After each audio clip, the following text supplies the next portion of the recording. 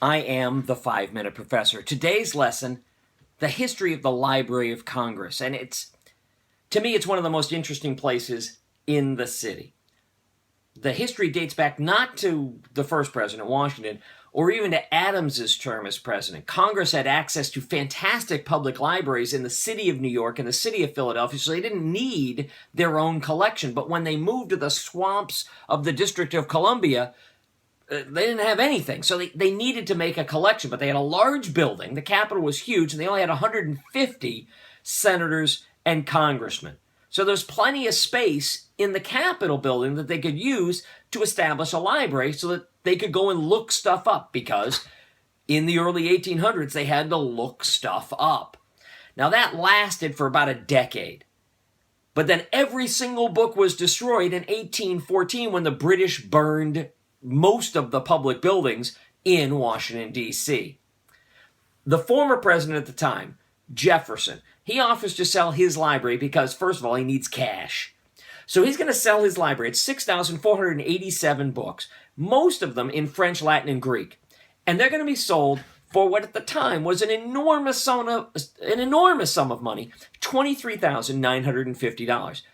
For comparison, the Librarian of Congress, the one who was in charge of all the books, made $2 a day. A congressman was paid $1,500 for the whole year, although they only worked for about 3 months. And the president was paid $25,000 a year, but out of that money, he was expected to run the White House. In 1851, there's another fire at the Capitol, and about 35,000 books are destroyed, including 2/3 of the initial Jefferson Library. Now, money was made available to replace the lost volumes, but no additional money was forthcoming to expand the collection. So fast forward to the second half of the 19th century, when a visionary Librarian of Congress, Ainsworth Spofford, comes up with this brilliant idea. He's going to centralize copyright in the United States through Congress, through the library. So as a result, every published author in the United States, if you write a book, it's you. I wrote a book, it's me. I have to send 2 copies to the Library of Congress.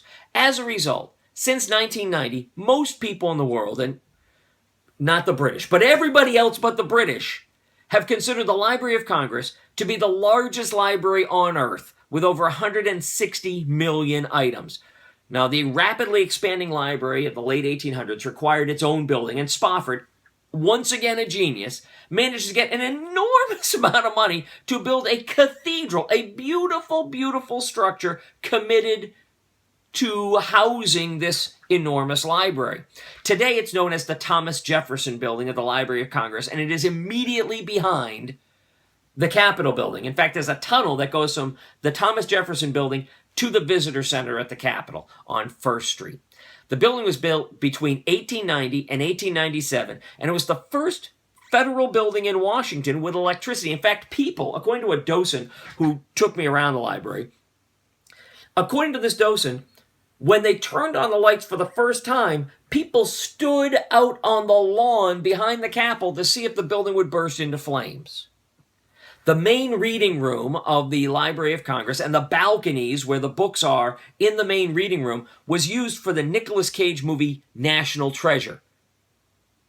But if you remember the story, this is where, supposedly, this was where the Book of Secrets was hidden. But it would be the stupidest place in the world to hide the Book of Secrets, because there are only a couple of thousand books in this main reading room. There are warehouses full of hundreds of millions of books where you can hide this damn book. It would not be in the main reading room of the Library of Congress. But you can go to the Library of Congress reading room. In fact, anyone, any citizen of the United States who's 16 years or older can go. All you need is one of these. It is a reader ID card for the Library of Congress. They're good for 2 years, and you're supposed to have a good reason. You can gain access to any of the reading rooms at any of the buildings of the Library of Congress. Now, there are a couple of signs, and they were kind of printed out of Word documents, that said that if you're going to go to the Library of Congress and get a Library of Congress reader card, that you're supposed to have a legitimate purpose. It's not supposed to be a souvenir. This one is a souvenir. All I did at the Library of Congress was look for my own book. You could do the same thing. In general, you don't get your own books at the Library of Congress. It's not how it works. It's how I thought it works. It's not it. Because you would have no idea where to look. So what you do, depending on the subject matter, there are 22 smaller satellite reading rooms in one of 3 buildings that now house the collection, and all the buildings are well air-conditioned and connected via tunnel. But it's not a lending library. All items stay at the library, and in fact, it's a federal offense to remove or destroy a book from the Library of Congress. Perceptum quispium damnitium. Learn something, damn it. I'm the 5-Minute Professor.